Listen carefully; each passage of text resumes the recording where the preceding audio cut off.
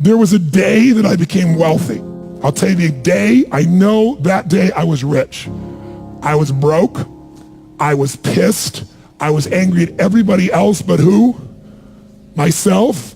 I had a friend that I loaned money to when I had barely enough and I knew he needed it, and I gave him $1,200, and I'm here not able to eat. I'm down to like $25, $26, and I'm saying to him, calling him, and he's not returning my call, and I just need some money, and he's ignoring me. I didn't ignore him, so I'm pissed. I'm frustrated. In the midst of all this, I'm also pragmatic.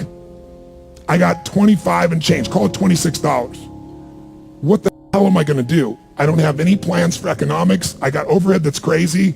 I'm living in this little tiny apartment, 400 square feet in Venice, California. So I thought, okay, when I was totally broke early on, when I was 17, I used to save my money up and go to the smorgasbord and load up for Christmas, load up for the week.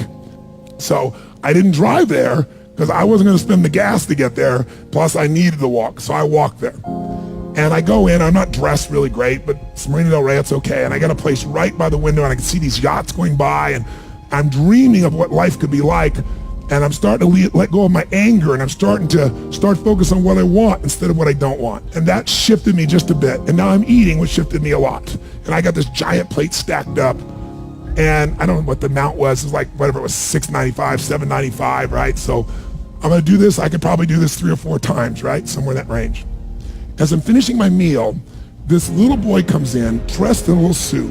And I honestly don't know how old he'd be, probably in the 3rd grade, so maybe 8 years old, 9 years old, something like that. And he opened the door for his mother, and he came over and he pulled out the seat for her, and she sat down. And she was a pretty lady, but as pretty as she was, I was totally obsessed by this boy. He had presence at 7 or 8 years old. And it moved me.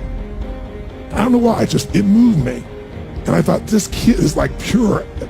I want him to always be this way. He's such a good kid, he's a giver.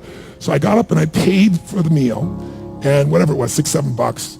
So now I've got whatever left, $17, $18, $19. And I walk up to this little boy, and I said, excuse me.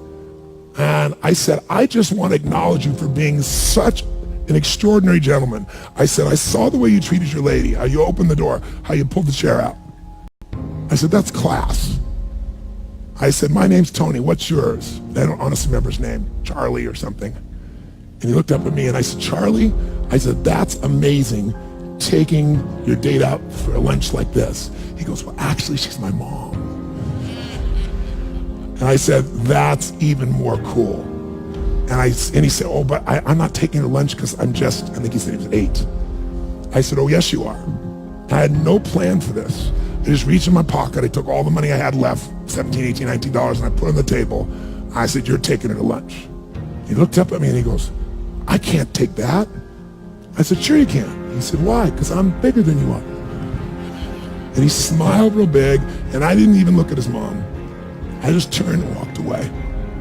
And I didn't walk out of that door. I flew home. I should have been freaking out. How the f am I gonna eat? But I didn't, because something inside of me had finally got past scarcity.